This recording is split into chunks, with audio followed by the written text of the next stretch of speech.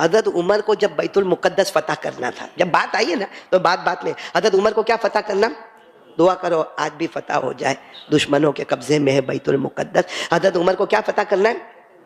और हजरत अबू उबैदा वहां चले गए, कई जमाने से जंग लड़ रहे बैतुल मुकद्दस वालों से, लेकिन बैतुल मुकद्दस वालों ने साफ कह दिया था, वहां के बड़े बड़े पादरियों ने कहा था अबू उबैदा लड़ते रहो, हम भी लड़ते रहेंगे, तुम लड़ते रहो, हम लड़ते रहेंगे, फैसला नहीं होने वाला है, क्योंकि हमारी आसमानी किताबों में लिखा है इसका फैसला कोई और ही करने वाला है।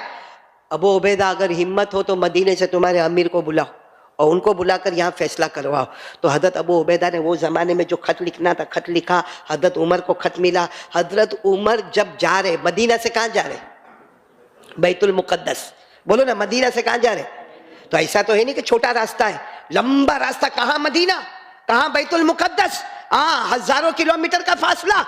लेकिन हजरत उमर के पास एक ही ऊँट है, एक ऊँट एक खादिम, और हजरत उमर ने पहले ही खादिम को कह दिया इतने किलोमीटर मैं ऊँट पर बैठूंगा, तुम नीचे चलोगे, फिर तुम ऊँट पर बैठोगे तो ऊँट की रस्सी मेरे हाथ में होगी। खादिम ने कहा मंजूर है, और खाने का भी फैसला हो गया, जहाँ खाना मिलेगा 50% तुम्हारा खाना, 50% मेरा खाना, पानी मिलेगा तो उतना पानी तुम पियोगे, उतना पानी मैं पीऊंगा। अब ये फैसला हो गया। अच्छा, वहाँ बैतुल मुकद्दस के इलाके में एक शोर मचा हुआ है, उमर आ रहे, अमीरुल मोमिनीन आ रहे, 22 लाख मुरब्बा मील पर हुकूमत करने वाले आ रहे, और ऐसे नहीं आ रहे, खत भेजा गया, खत भेज के उनको बुलाया गया है और वो आने वाले हैं।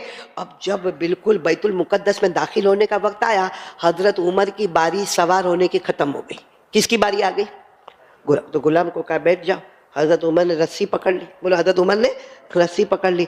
अब जब एंट्री पर आए तो दूर से शोर हो रहा था, तो गुलाम क्या कहता है मालूम, अब अच्छा नहीं लगता है, आप ऊंट पे आ जाओ और मैं कहाँ आ जाऊंगा, रस्सी पकड़। तो हजरत उमर ने कहा नहीं, अपनी बारी चल रही है और बारी के एतबार से अब मेरा वक्त है रस्सी पकड़ने का और तुम्हारा वक्त है ऊंट पे बैठ। कहा वो सब बात बराबर है, बारी अपनी बराबर, खाने की बारी, पीने की बारी, सवारी की बारी, मगर वहां लोग आपका इस्तेकबाल कर रहे हैं, बड़े बड़े पादरी वहां पर आए हैं और मालूम नहीं जंग होगी, ऐलान जंग होगा। हजरत अबू उबैदा बिन जर्रा वहां पे मौजूद है, साहबा मौजूद है, अच्छा नहीं लगता कि अमीरुल मोमिनीन ऊंट की रस्सी पकड़े और मैं किसके ऊपर बैठ जाऊं।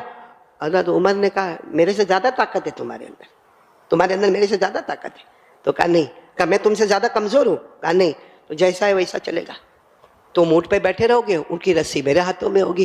खैर जब बैतुल मुकद्दस के वो जो दरवाजा था, आज भी वो दरवाजा मौजूद है, हजरत उमर रदी अल्लाह ताला अन्हु जब उसके अंदर दाखिल हुए और जो हुजूम हुआ अमीरुल मोमिनीन, तो वहां के पादरी सब दौड़ते दौड़ते आए, कहा खामोश हो जाओ, पहले बताओ अमीरुल मोमिनीन कौन है, जो ऊंट पर बैठा है या जो रस्सी पकड़ा है, जो ऊंट पर बैठा है या। तो सब ने मिलकर कहा वो रस्सी पकड़ने वाला अमीरुल मोमिनीन है। तो बड़े पादरी ने कहा सब बैतुल मुकद्दस की चाबी लाओ और बगैर लड़ाई झगड़े के इनके चाबी हवाले कर दो, क्योंकि हमने आसमानी किताबों में पढ़ा है कि बैतुल मुकद्दस को वो फतह करेगा जिसका गुलाम ऊंट के ऊपर बैठा होगा, और जो सेठ होगा, रईस होगा, उसके हाथ में ऊंट की रस्सी होगी। ये जिसके हाथ में ऊंट की रस्सी है वही हकीकत में अमीरुल मोमिनीन है, वही बैतुल मुकद्दस का फातेह है। बगैर लड़ाई झगड़े के सारी चाबियां हवाले कर दी। हजरत मुफ्ती सईद पालनपुरी नव्वरल्लाहु मरकदहु यहाँ कहते हैं कि अगर इंसाफ किया हजरत उमर ने तो बगैर लड़ाई झगड़े के बैतुल मुकद्दस पूरे फलस्तीन को फतह कर लिया।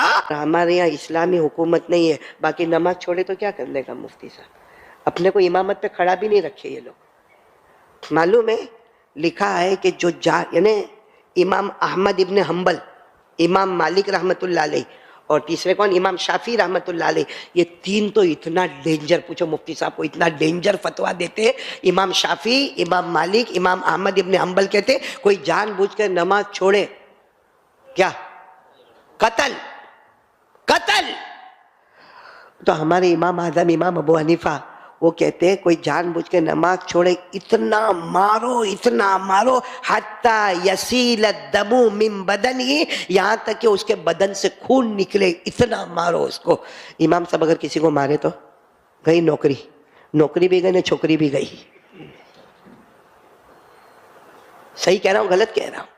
यानी ये इमाम अबू हनीफा कहते हैं कि इतना मारो के बदन से खून निकले, इमाम शाफी कहते कत्ल कर दो, इमाम अहमद इब्न हम्बल कहते कत्ल कर दो, इमाम मालिक कहते कत्ल कर दो। तो क्या ये इमाम गलत है? इमाम गलत है? नहीं, इन्होंने कुरान देखा, 500 मरतबा अल्लाह नमाज का हुक्म देवे, हमारे नबी 7,000 मर्तबा नमाज का हुक्म देवे और मेरी बेटी, मेरी बहन, मेरी माँ 15 दिन तक फजर की नमाज ना पढ़े। कसम अल्लाह की जमीन पे रहने का कोई हक नहीं है, लेकिन क्या करे, मजबूर है, फतवा नहीं दे सकते, मजबूर है। लेकिन जब अपने घर वाले जमा हो तो फतवा देने में कोई हरज नहीं है। और माशाल्लाह मेरे को खुशी तो इस बात की हुई कि यहाँ रोशनी मदरसा ना, यहाँ हमारे मुफ्ती साहब ने बताया रोशनी क्लास चलती है, जिसमें बच्चों को और बच्चियों को दीन की तालीम भी, दुनियावी तालीम।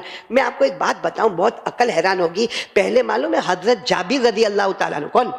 हजरत जाबिर रदी अल्लाह तआला अन्हु ने मदीने से शाम का सफर किया। जब शाम पहुंचे तो पूछा भाई क्यों आए, क्यों इतना दूर क्यों आए? कहा एक हदीस सुनने के वास्ते आया हूं। कितनी हदीस सुनने के वास्ते? यानी वो जमाने में प्यासा जो है वो किसके पास जाता था? कुएं के पास। अब माशाअल्लाह हमारे सूरत के हर महल्ले में कुआं है, इल्म का कुआं है, लड़कों के वास्ते भी है, लड़कियों के वास्ते भी है। नाज़िरा हमारे यहाँ पढ़ाया जाता है, तख्तिया हमारे यहाँ पढ़ाई जाती है, कायदा पढ़ाया जाता है, तजवीद पढ़ाया जाता है। अब इतना अच्छा कारी सलमान ने जो कुरान पढ़ा, अकल हैरान हो जाए। ऐसा शोबा किरात का इमाम हमारे पास मौजूद हुए, ये मुफ्ती जफर साहब हमारे पास मौजूद है और उलमा किराम हमारे पास मौजूद है। मतलब कुआं, इल्म का कुआं। हिफ्ज क्लास पढ़ाई जाती है, आलिम क्लास पढ़ाई जाती है, कारी क्लास पढ़ाई जाता। अच्छा फिर मौलाना ने मेरे को बताया, मैं तो मौलाना जफर साहब का हाथ चूमूं, इतना मुबारक आदमी है कि बाकायदा हमारे बच्चों को कंप्यूटर सिखाया जाता है, हमारे बच्चों को, हमारी बेटियों को सिलाई सिखाई जाए, हमारी बेटियों को हुनर सिखाया जाए। इससे बढ़कर क्या होगा? लेकिन अफसोस इस बात का है, पहले प्यासा कुएं के पास जाता था, अब कुआं मौजूद है। और आपने देखा होगा दूर दूर के बच्चे आते हैं, इल्म हासिल करके जाते हैं, और जो मदरसे के सबसे करीब है वो प्यासा का प्यासा ही रह जाता। आप गुजरात के मदरसे का सर्वे करो मुफ्ती सफर साहब, आपको बिहार के बच्चे मिलेंगे, बंगाल के बच्चे मिलेंगे, उड़ीसा के बच्चे मिलेंगे, महाराष्ट्र के बच्चे मिलेंगे, खानदेश के बच्चे मिलेंगे। लेकिन सूरत के कितने बच्चे, गुजरात के कितने बच्चे? जो उलूम का मरकज है मेरे दोस्तों, वो कुआं जो है हमारे पास है, कयामत में अल्लाह पूछेगा। और एक बात याद रखना, अल्लाह ने साफ फरमाया, एक अंधा और एक देखने वाला, ये दोनों बराबर, बोलो दोनों बराबर। अच्छा अभी ये लाइट जल रही है, ये उजाला और अंधेरा दोनों बराबर, जिंदा और मुर्दा दोनों बराबर, ठंडी का मौसम, गर्मी का मौसम दोनों बराबर। अल्लाह ने फरमाया वमा यस्तविल आमा वल बसीर वलज़्ज़ुलुमातु वलन-नूर वलज़िल्लु वलल हरूर वमा यस्तविल अहया वलल अमवात। अल्लाह ने कहा ये सब बराबर नहीं हो सकते। इसी तरह अल्लाह ने जुमला इस्तिफामिया लाकर ये कहा, अगर ये चीज़ें बराबर नहीं हो सकती तो क़यामत में आलिम और जाहिल ये भी दोनों बराबर नहीं होंगे। एक बगैर हिसाब किताब जन्नत में जाएगा और एक जहन्नम की तरफ जाएगा।